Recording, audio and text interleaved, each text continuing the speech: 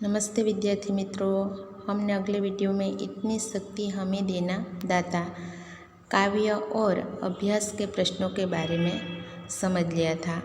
हम आज इतनी शक्ति हमें देना दाता काव्य के स्वाध्याय के प्रश्नों के बारे में देखेंगे। तो बच्चों, आप अपना पाठ्य पुस्तक खोलकर उसमें ध्यान दीजिए।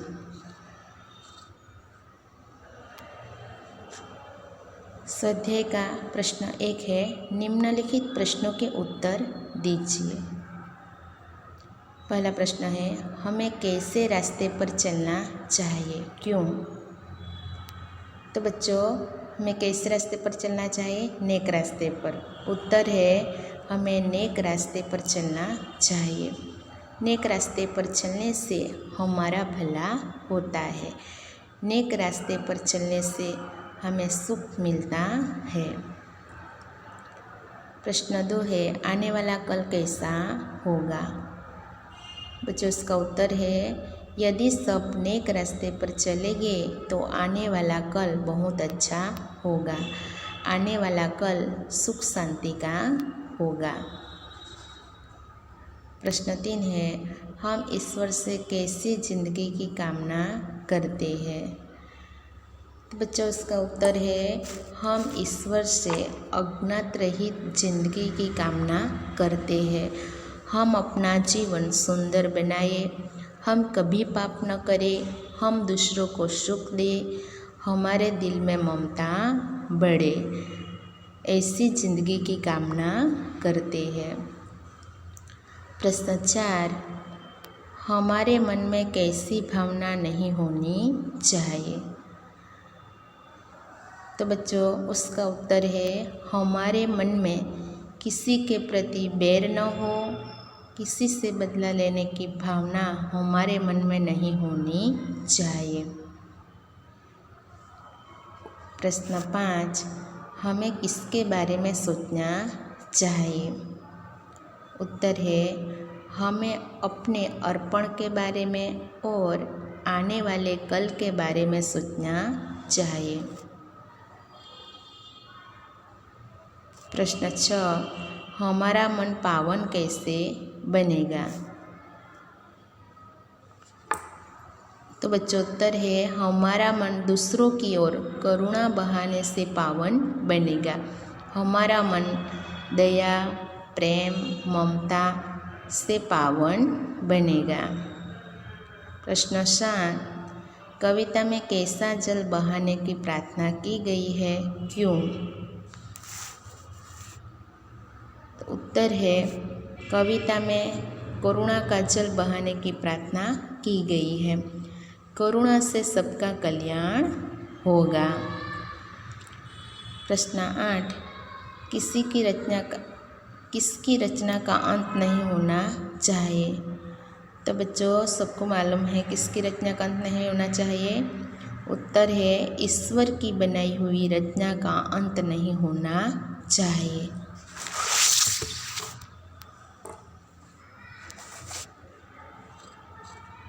आगे है प्रश्न 2, उदाहरण के अनुसार समान तुक वाले तुकांत शब्द लिखिए। उदाहरण दिया गया है लड़ाई। बच्चों, यहाँ क्या करना है कि उदाहरण के अनुसार समान तुक वाले तुकांत शब्द लिखिए। उदाहरण दिया है लड़ाई, तो समान तुक वाले हमें यह देखना है कि यहाँ जो ई शब्द लगा है, तो ई जो है, ई अक्षर यहाँ भी होना चाहे, समान होना चाहिए। तो लड़ाई जो है, तो उतराई, कमाई, बुनाई, धुलाई, पढ़ाई, सिलाई। तो बच्चों, यहाँ क्या है, ई का प्रयोग जो है वो जो भी हम शब्द बनाते हैं उसके पीछे लगना चाहिए। इसी प्रकार हम क्या कर सकते हैं, समान तुक वाले शब्द बना सकते हैं।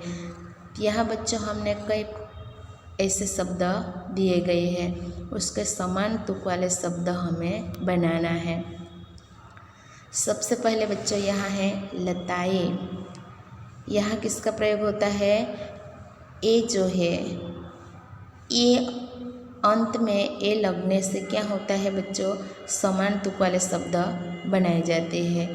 तो हम यहाँ लिख सकते हैं पाठशालाएँ, मालाएँ, बालाएँ, सभाएँ, घटनाएँ। तो बच्चों यहाँ सभी शब्द में क्या है, सभी शब्द जो बनाए जाते हैं तो यहाँ अंत में ए जो है वो ए अक्षर लगाया जाता है। तो बच्चों इसी प्रकार हम समान तुक वाले शब्द लिख सकते हैं। दूसरा है सुंदरता, तो यह क्या लगता है, ता लगता है। तो मानवता, सामाजिकता, विशेषता, देवता आदि शब्द। तीसरा है ग्वालिन, तो लिन शब्द लगता है। तो मालकिन, नागिन, धोबिन, भागिन, कुम्हारिन। इसी प्रकार हम लिन शब्द लगाकर अन्य शब्द बना सकते हैं। आगे है चौथा लिखावट। तो बच्चों यहाँ क्या लगना चाहिए, शब्द वट लगना चाहिए। तो वट लगने से अन्य समान तुक वाले शब्द हम बना सकते हैं। तो बनावट, थकावट, रुकावट, जमावट, इसी प्रकार लिख सकते हैं। पांचवा है सुनकर। बच्चों यह क्या लगा है, कर लगा है। तो समान तुक वाले शब्द बना सकते हैं पढ़कर, लिखकर, जलकर, दौड़कर, खाकर। तो बच्चों अंत में क्या है, कर लगता है। इसी प्रकार समान तुक वाले शब्द बनते हैं। अंत में है चिड़िया। तो बच्चों चिड़िया में क्या लगा है, या लगा है। या के ऊपर हम देख सकते हैं तो क्या है, चंद्र बिंदु लगा है। तो यहाँ बच्चों या लगना चाहिए शब्द के पीछे। तो नदियाँ, मोमबत्तियाँ, घड़ियाँ, रानियाँ, स्त्रियाँ आदि शब्द हम बना सकते हैं।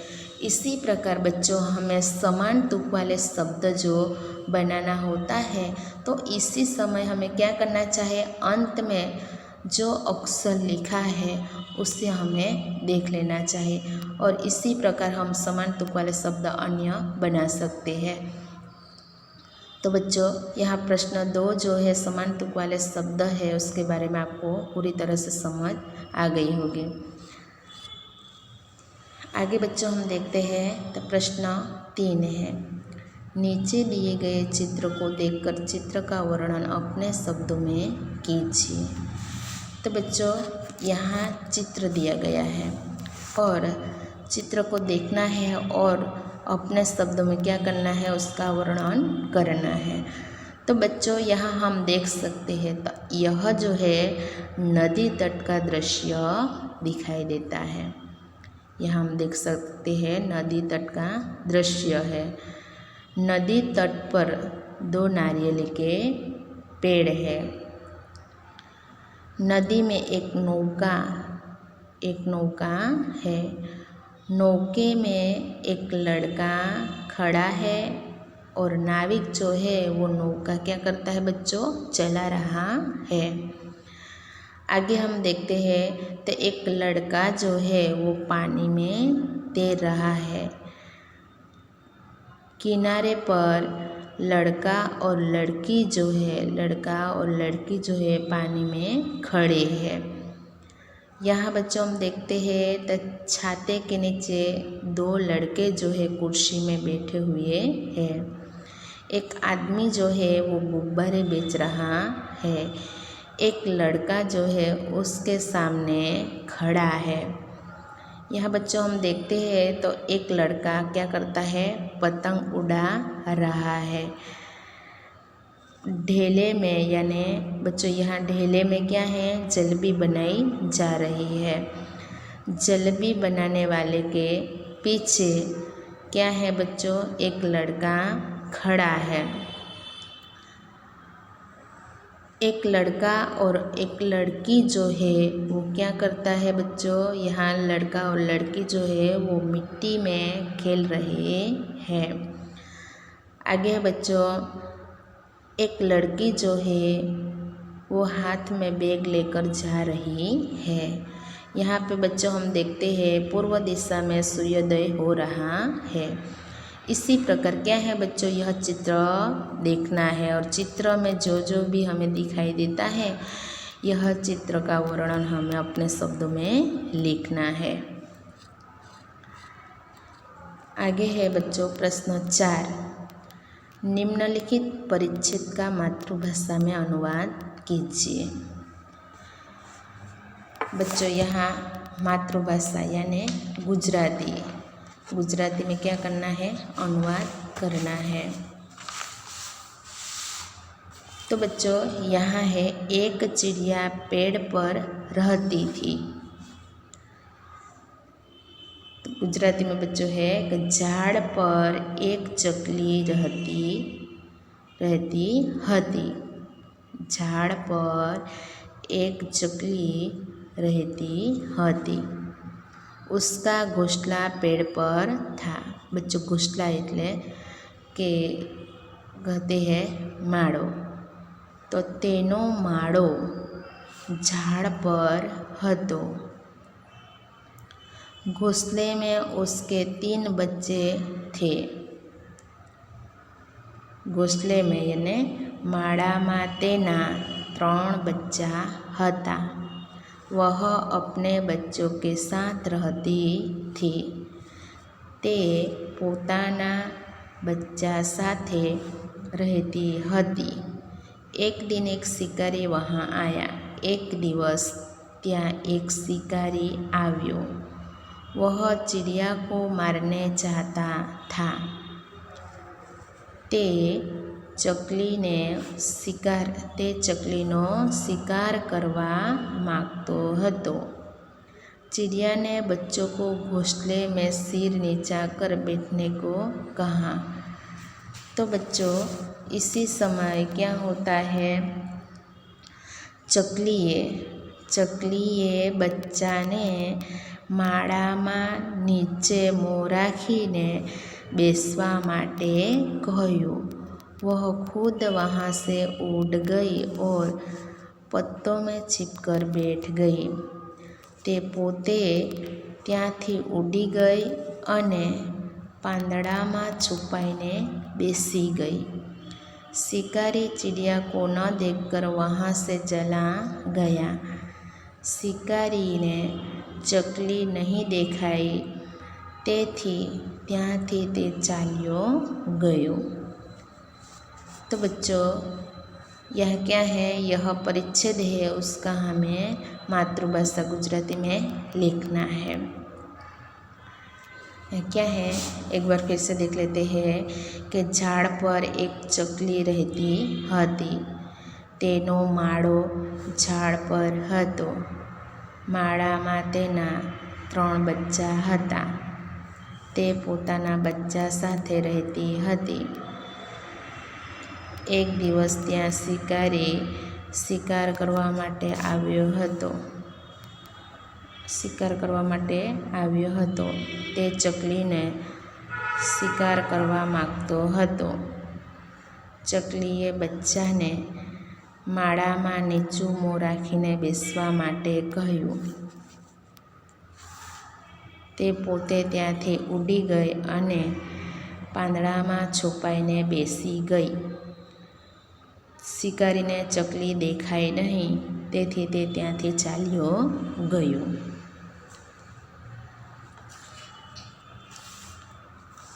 चलो बच्चों आगे है प्रश्न 5। काव्य पंक्तियों का भावार्थ लिखिए। यह बच्चों काव्य पंक्ति दी गई है, उसका भावार्थ लिखना है, स्पष्टीकरण करना है। पहला है, बैर होना किसी का किसी से भावना मन में बदले की होना। बच्चों बैर यानी दुश्मनी होती है। तो प्रस्तुत पंक्तियों में यह प्रार्थना की गई है कि एक दूसरे किसी का किसी से यानी एक दूसरे के बीच दुश्मनी न हो और किसी के मन में बदला लेने की भावना न हो। हम सब भाईचारे की भावना से रहे। बच्चों एक बार फिर से देख लेते हैं कि प्रस्तुत पंक्तियों में यह प्रार्थना की गई है कि एक दूसरे के बीच दुश्मनी न हो, किसी के मन में बदला लेने की भावना न हो, हम सब भाईचारे की भावना से रहे। पहली पंक्ति का भावार्थ यह है। आगे देखो बच्चों, दूसरी है, अपनी करुणा का जल तो बहा के कर दे पावन हरेक मन का होना। बच्चों, करुणा यानी दया होता है, जल यानी पानी, पावन यानी पवित्र। इस पंक्तियों में ईश्वर से प्रार्थना की गई है कि हे प्रभु, तू करुणा का सागर है, तू अपनी करुणा का जल हम पर बहा दे, हम पर बहा दे, जिससे हमारे मन का कोना कोना जो है वो कैसा बन जाए बच्चों? पवित्र बन जाए। एक बार फिर से देख लेते हैं। इस पंक्तियों में ईश्वर से प्रार्थना की गई है कि हे प्रभु, तू करुणा का सागर है, तू अपनी करुणा का जल हम पर बहा दे, जिससे हमारा जो मन है वो मन का कोना कोना भाग पवित्र बन जाए। तो बच्चों, हमने इतनी शक्ति हमें देना दाता स्वाध्याय के सभी प्रश्नों के बारे में अच्छी तरह से समझ लिया है। तो बच्चों, यह स्वाध्याय जो है वो स्वाध्याय नोटबुक में लिखकर सभी प्रश्न जो है उसे तैयार करना। धन्यवाद बच्चों।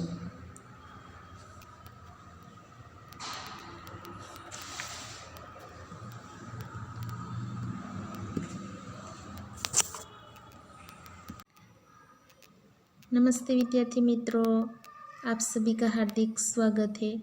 विद्यार्थी मित्रों, आज हम इकाई 2 अनूठे इंसान के बारे में पढ़ेंगे। तो बच्चों, आप अपना पाठ्य पुस्तक खोलकर उसमें ध्यान दीजिए। बच्चों, यहाँ अनूठे यानी निराला, अलग तरह का, इंसान यानी मनुष्य। तो क्या होता है? अलग प्रकार का मनुष्य। बच्चों, सबसे पहले हम अनूठे इंसान के विषय प्रवेश के बारे में देखेंगे। इस इकाई में 2 प्रसंग हैं।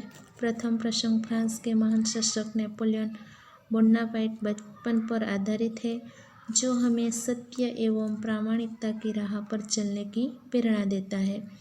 जबकि दूसरे प्रसंग में केरल के देशभक्त लड़की कुमुदी के सच्चे दान का निरूपण है। तो बच्चों, यहाँ इस इकाई में 2 प्रसंग है।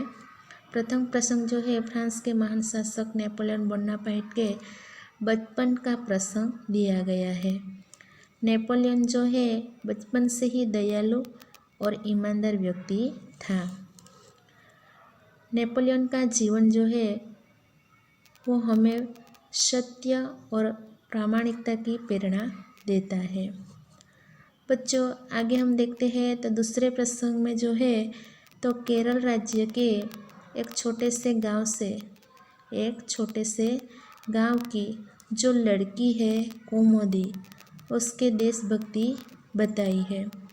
इस प्रसंग से सच्चे दान का वर्णन किया गया है। तो बच्चों, हम यहाँ देखते हैं तो पहले प्रसंग में फ्रांस के महान शासक नेपोलियन बोनापार्ट के बचपन पर आधारित जो प्रसंग है, उससे हमें यह सीख मिलती है कि हमें हमेशा अपने जीवन में सत्य एवं प्रामाणिकता के रास्ते पर ही चलना चाहिए।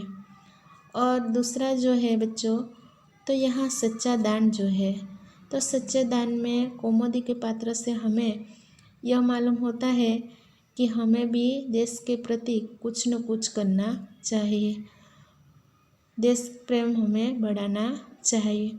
यह सीख हमें बच्चों मिलती है।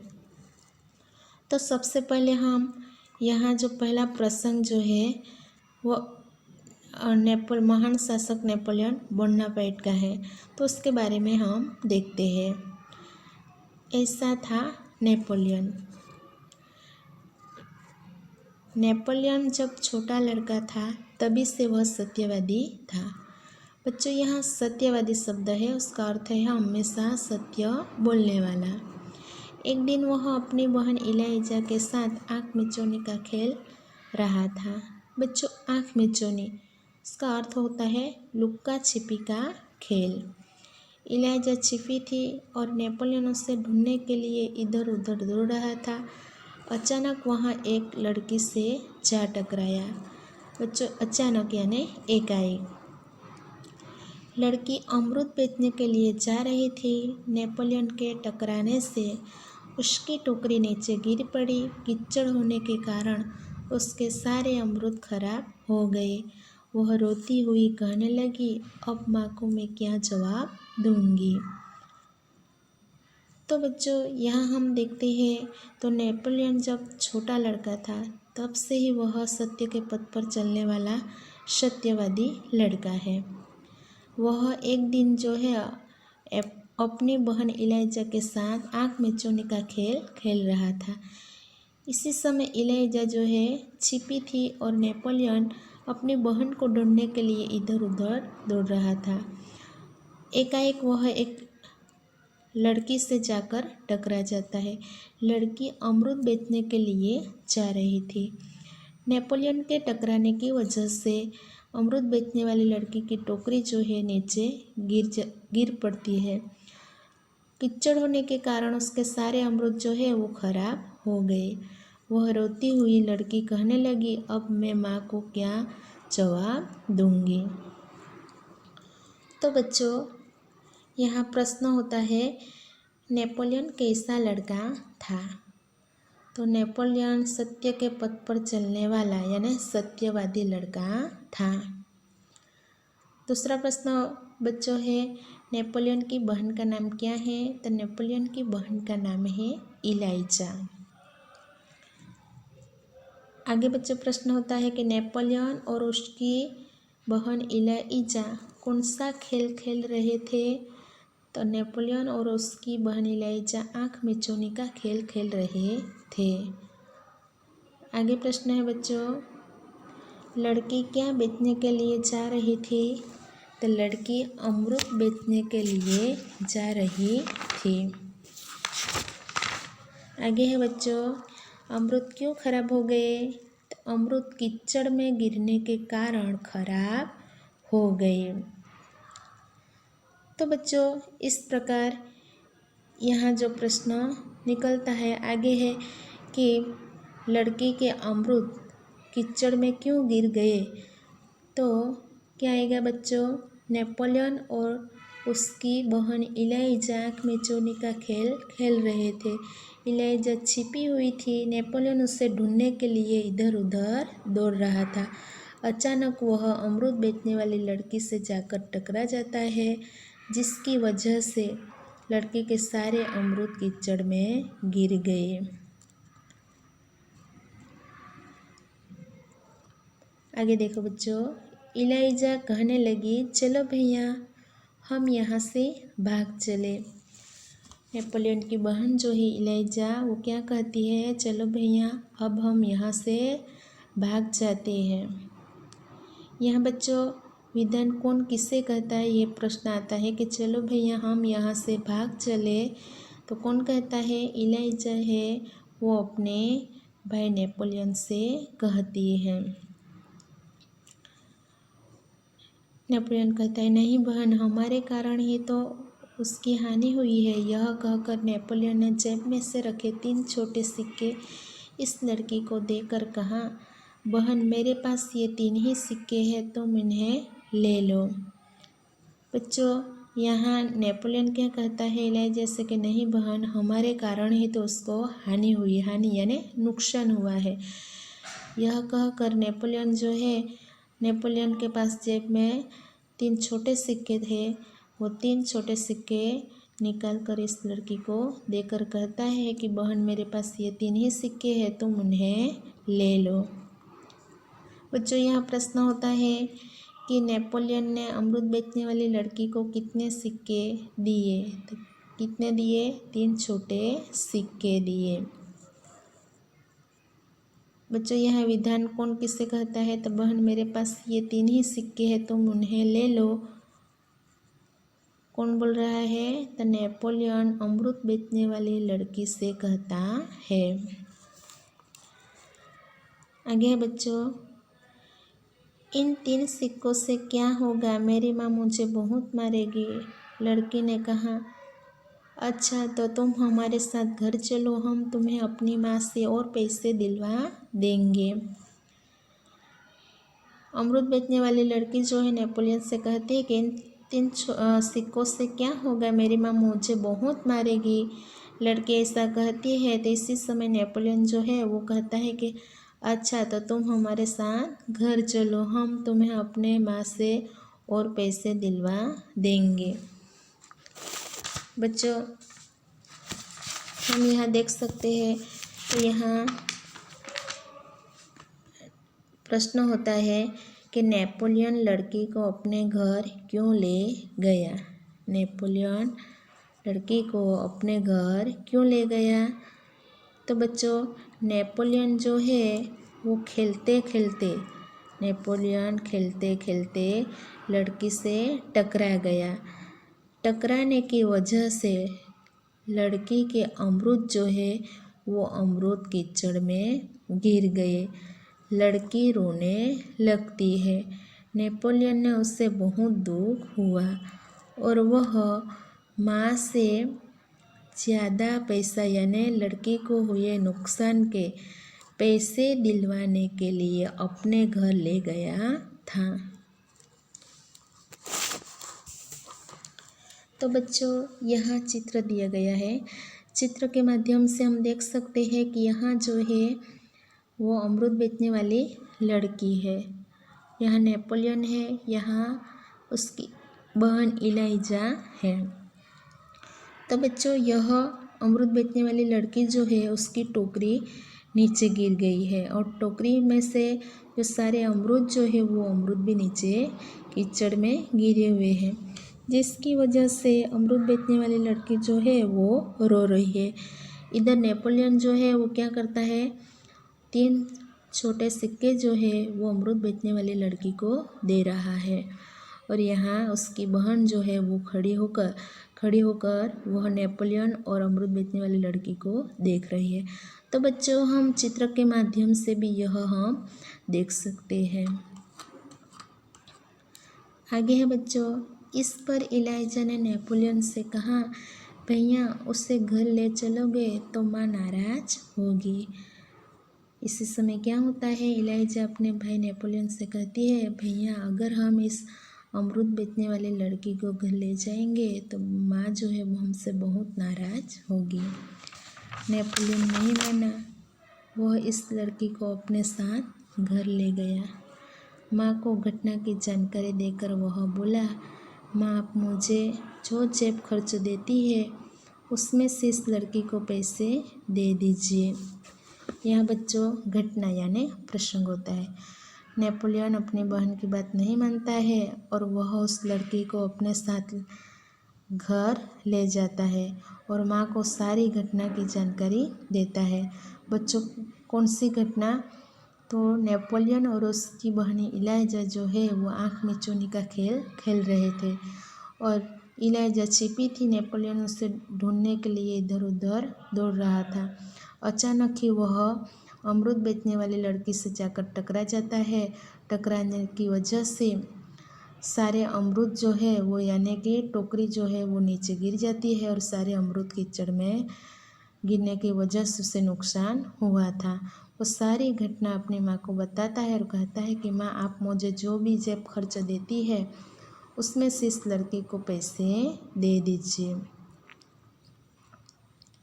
अच्छा यहाँ प्रश्न होता है, नेपोलियन ने अपनी माँ से क्या कहा? तो नेपोलियन ने अपनी माँ से कहा कि माँ आप मुझे जो जेब खर्च देती है उसमें से इस लड़की को पैसे दे दीजिए, यह कहा था। ठीक है, मैं तुम्हारी सच्चाई से खुश हूँ, मगर याद रखना अब तुम्हें 1 महीने तक जेब खर्च के लिए कुछ भी नहीं मिलेगा, माँ ने कहा।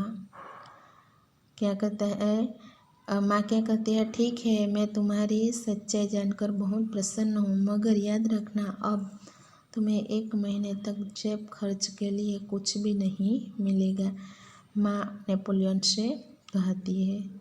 बच्चों, यह प्रश्न होता है कि माँ ने नेपोलियन से क्या कहा। तो माँ ने नेपोलियन से कहा कि तुम्हारी सच्चाई पर बहुत मैं प्रसन्न हुई, मगर याद रखना कि अब तुम्हें 1 महीने तक जेब खर्च के लिए कुछ भी नहीं मिलेगा। नेपोलियन कहता है ठीक है माँ। नेपोलियन हंसते हुए कहा। माँ ने इस लड़की को 2 बड़े सिक्के दिए। माँ ने लड़की को कितने सिक्के दिए बच्चों? तो 2 बड़े सिक्के दिए। वह खुशी खुशी अपने घर लौट गई। नेपोलियन को धक्का देने की सज़ा तो मिली, परंतु सत्य के पथ पर चलने के कारण उसे यह सज़ा भुगतने में भी अद्भुत आनंद हुआ। तो बच्चों, नेपोलियन को धक्का देने की सज़ा तो मिल जाती है, परंतु सत्य के पथ पर चलने के कारण उसे यह सज़ा जो भुगतने में भी अद्भुत यानी अनोखा आनंद हुआ था। वास्तव में नेपोलियन सच्चाई के पथ पर चलने वाला इंसान था। बच्चों, हम देखते हैं तो नेपोलियन जो है वो कैसा इंसान था। तो नेपोलियन सच्चाई के पथ पर चलने वाला इंसान था। पथ यानी मार्ग होता है बच्चों। बचपन से ही उसे खुद पर दृढ़ विश्वास था और दृढ़ इच्छा शक्ति थी। बचपन से ही स्वयं पर दृढ़ विश्वास रखता था और दृढ़ इच्छा शक्ति भी थी, जिसकी वजह से वह बड़ा होकर क्या बन जाता है बच्चों? फ्रांस के शासक बन जाता है। तो बच्चों, हम यहाँ नेपोलियन बोनापार्ट जो है उसका चित्र देख सकते हैं, यानी तस्वीर में देखते ही पता चल जाता है कि नेपोलियन जो है वो एक सत्यवादी यानी कि प्रामाणिक व्यक्ति है।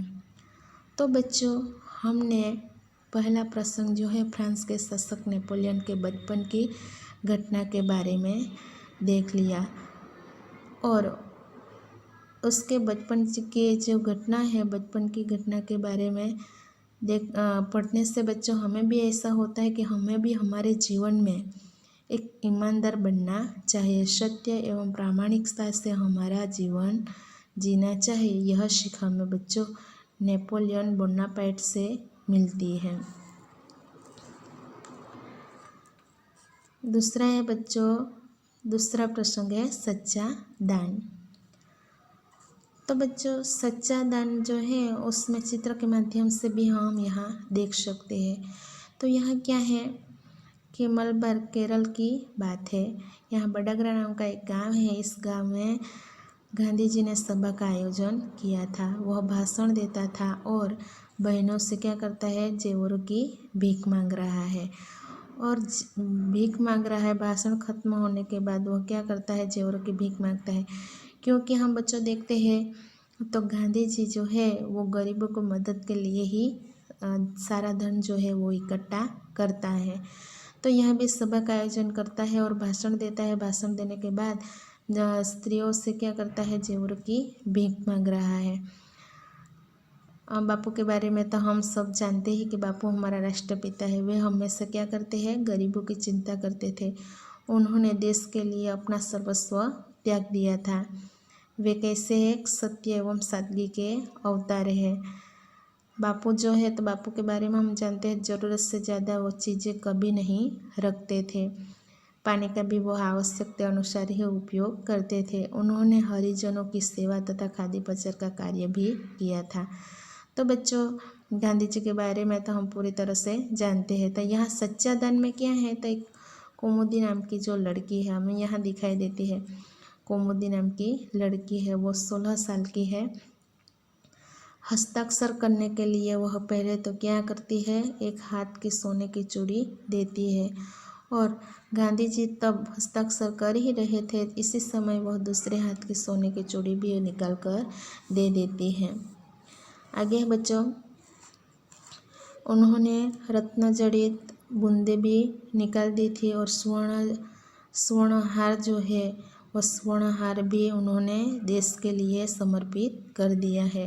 तो यहाँ बच्चों हम जेवर भी देख सकते, आभूषण भी देख सकते, सभी नीलामी करा रहे हैं। तो बच्चों यहाँ जो है आगे देखो कि मालबार केरल की बात है। कहाँ की बात है बच्चों? मालबर्ग, केरल की। वहाँ बड़ागरा नाम का एक गांव में सभा का आयोजन किया गया था। बच्चों यहाँ आयोजन है, आयोजन का अर्थ होता है इंतजाम।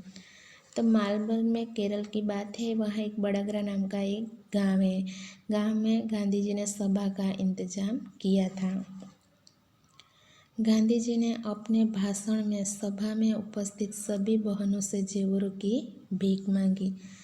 बच्चों यहाँ जेवर, जेवर शब्द का अर्थ होता है आभूषण यानी गहने।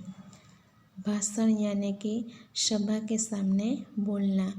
तो गांधी जी ने अपने भाषण में सभा में जो उपस्थित यानी हाजिर सभी बहनों जो है उससे आभूषणों की भीख मांगी थी। बहुत सी वस्तुएं भेंट में मिली। अपना भाषण समाप्त करके गांधी जी उनको नीलाम करने लगे। गांधी जी अपना भाषण समाप्त कर देता है और उसके बाद गांधी जी उनको नीलाम करने लगता है। नीलाम यानी बच्चों बोली बोलकर बेचना। उसी समय कुमुदी नाम की 16 वर्ष की एक कन्या जो है धीरे से मंच पर आई। उसने एक हाथ की सोने की चूड़ी उतारी और उसे गांधी जी को देते हुए बोली कि आप मुझे अपना हस्ताक्षर देंगे। बच्चों हस्ताक्षर उसका अर्थ होता है दस्तखत।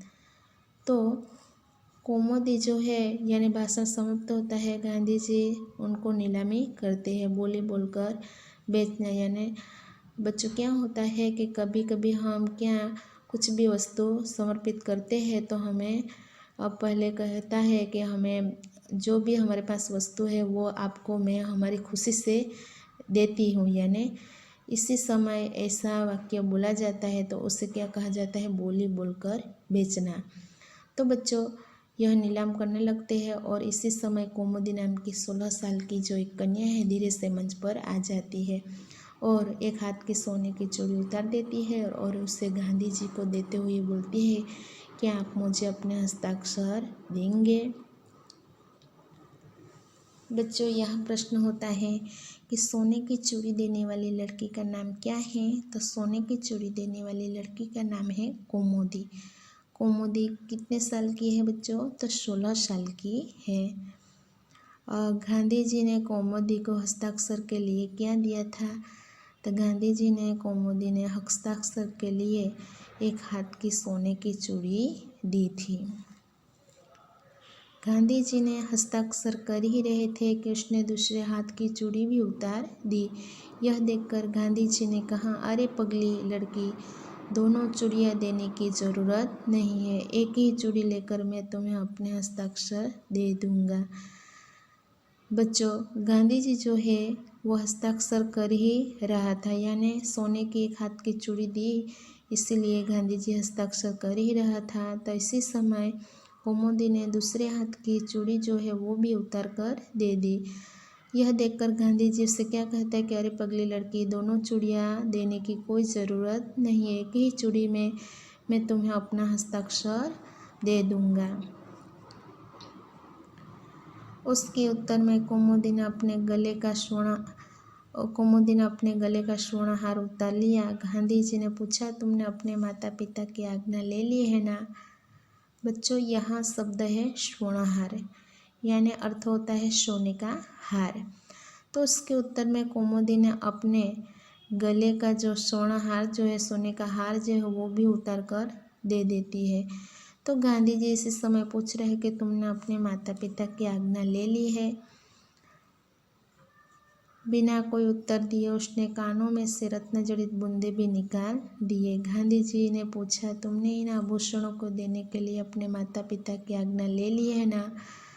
बच्चों इस समय क्या होता है? रत्न जड़ित यानी हीरो से जड़ित जो बूंदे हैं वो भी निकाल देती है। तो कुमुदी कुछ भी उत्तर नहीं देती है और पहले क्या करते हैं, हाथ की चूड़ी देती है, उसके बाद दूसरे हाथ की चूड़ी भी, सोने की चूड़ी भी दे देती है, उसके बाद स्वर्ण हार भी दे देती है और अंत में कुछ भी उत्तर नहीं देती और कानों में से रत्न जड़ित बूंदे भी निकाल कर दे देती है।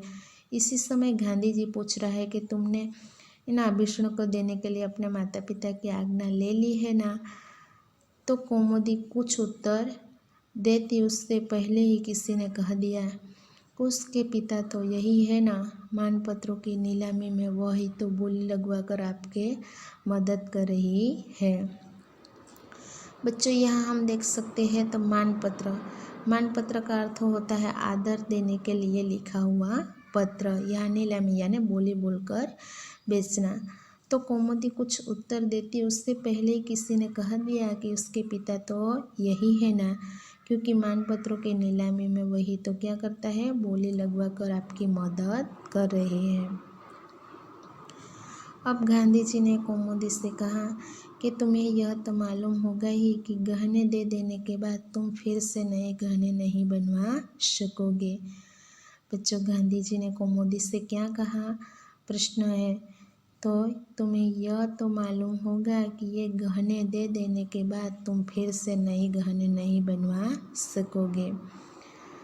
कौमुदी ने यह शर्त दृढ़तापूर्वक स्वीकार कर ली। गांधी जी ने हस्ताक्षर करने के बाद यह वाक्य लिख दिया कि तुम्हारे इन आभूषणों की अपेक्षा तुम्हारा त्याग ही सच्चा आभूषण है। तो बच्चों कौमुदी यह शर्त जो है दृढ़तापूर्वक स्वीकार कर लेती है।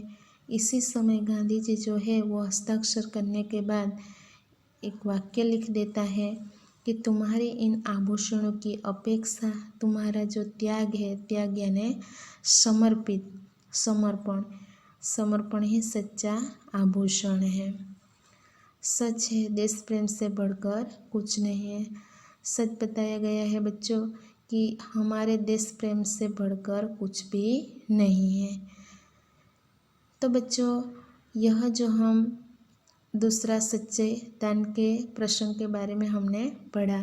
सच्चा दान जो है उसमें कौमुदी के पात्र से हमें मालूम होता है कि हमें भी अपने देश के लिए जीवन में कुछ न कुछ करना चाहिए, क्योंकि देश प्रेम से बढ़कर इस दुनिया में कुछ भी नहीं है। यह सीख जो है वो हमें कौमुदी पात्र के माध्यम से मिलती है। तो बच्चों यहाँ हमने सच्चे दान में कौमुदी के पात्र के बारे में पढ़ा और उसका जो प्रसंग है उसके बारे में देख लिया है। तो यहाँ बच्चों प्रश्न जो है कि गांधी जी ने सभा का आयोजन कहाँ किया था, तो बड़ाग्रा नाम के गांव में, मालबर के केरल में बड़ाग्रा नाम के गांव में सभा का आयोजन किया था।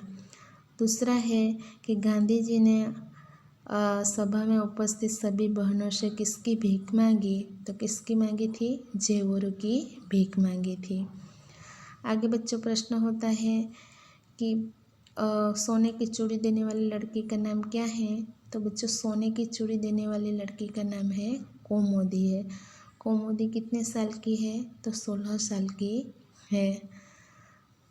आगे है बच्चों कि हस्ताक्षर लेने के लिए कौमुदी ने पहले गांधी जी को क्या समर्पित किया, तो एक हाथ की सोने की चूड़ी। देश के लिए कौमुदी ने कौन कौन से आभूषण दे दिए थे, तो दोनों हाथ की सोने की चूड़ियाँ, स्वर्णहार और कानों की रत्न जड़ित बूंदें समर्पित कर दी थी। बच्चों यहाँ ऐसा भी प्रश्न होता है कि कौमुदी कैसी लड़की है, तो कौमुदी कैसी लड़की है, देश प्रेमी लड़की है। बच्चों आगे प्रश्न होता है कि गांधी जी ने कौमुदी से क्या कहा थे, तुम्हें यह तो मालूम ही होगा कि ये गहने दे देने के बाद तुम फिर से नए गहने नहीं बनवा सकोगे। यहाँ बच्चों प्रश्न होता है कि हस्ताक्षर करने के बाद गांधी जी ने क्या लिखा था। हस्ताक्षर करने के बाद गांधी जी ने लिखा कि तुम्हारे इन आभूषणों की अपेक्षा तुम्हारा त्याग ही सच्चा आभूषण है। तो बच्चों इसी प्रकार यहाँ प्रश्न होता है। तो बच्चों हमने पहला जो प्रसंग है और नेपोलियन बोनापार्ट का, और दूसरा जो प्रसंग है सच्चा दान कौमुदी का पात्र, दोनों प्रसंग के बारे में हमने अच्छी तरह से समझ लिया है। तो बच्चों यह अनूठे इंसान जो है इस इकाई का पठन करना और पठन करके जो सभी प्रश्न जो है बच्चों, इस सभी प्रश्नों को तैयार करना है। धन्यवाद बच्चों।